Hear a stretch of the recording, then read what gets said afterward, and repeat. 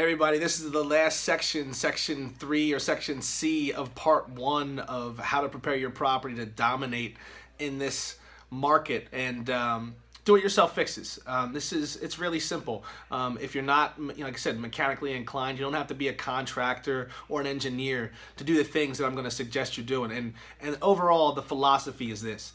There's a couple of things that buyers want to see when they walk into your house. They want to see that they have options, that they can envision their life developing in this new space that they're walking through. So you want to declutter it and keep it as open as possible. Nobody wants to move into a dirty space, so you want to have a clean space. That was the idea of me going over the importance of cleaning the house. Now, when it comes to fixing things, it doesn't have to be ultra modern. It just has to be functional. So when people are walking through the house, they want to make sure that the doorknobs work, that the light switches work, that there's light bulbs in there, that the faucet turns on when they turn it, or the washing machine turns on when they turn it.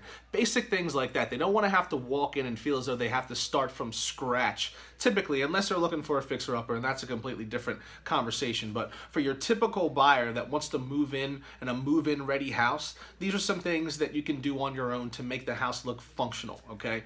So you want to walk through the house and you just want to do an inventory of each and every room. Don't overwhelm yourself and think about the entire house. Just go in room by room and look at your living room and say, okay, start from the ceiling and then go down to the floors, go from the back of the room to the front of the room and think, okay, are all the bulbs in? Okay, are all the light switches working?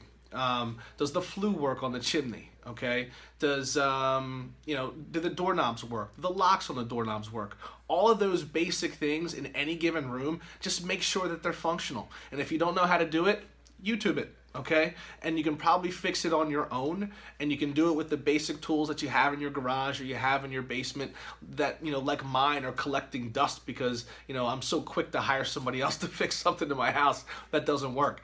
But that's just a really important thing because, again, you're just keeping with the theme that when somebody comes into your house, they don't want to buy an issue. They don't want to buy problems. They want things to be already functional or as functional as they can possibly be when they move into the house. And that's the importance of making sure that everything is at least working at a fundamental level when people are walking through and they're opening closet doors and they're turning on light switches and they're testing out the oven and they're testing out the sink and they're flushing the toilet. Just make sure all those basic utilities work. So to summarize, you want to think electricity, you want to think plumbing, you want to think all the major appliances, you want to think lighting, okay, and you want to think anything that's loose, like in your kitchen, little handles that are on the cabinets. Make sure that those are there. The knobs are on the cabinets. Make sure that all the little details are in place. The things that you can control that aren't going to cost you money are fixed. Now, I will say this.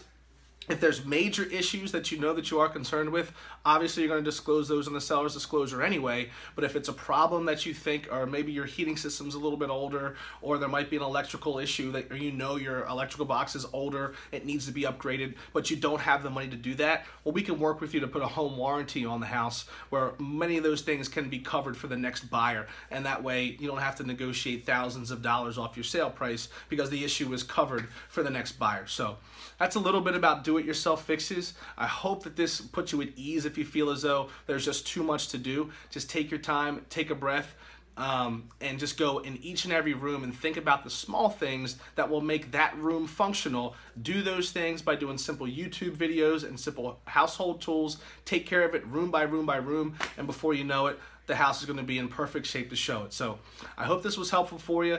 I know that it'll help make you a few more dollars and make the showing process a lot easier for you.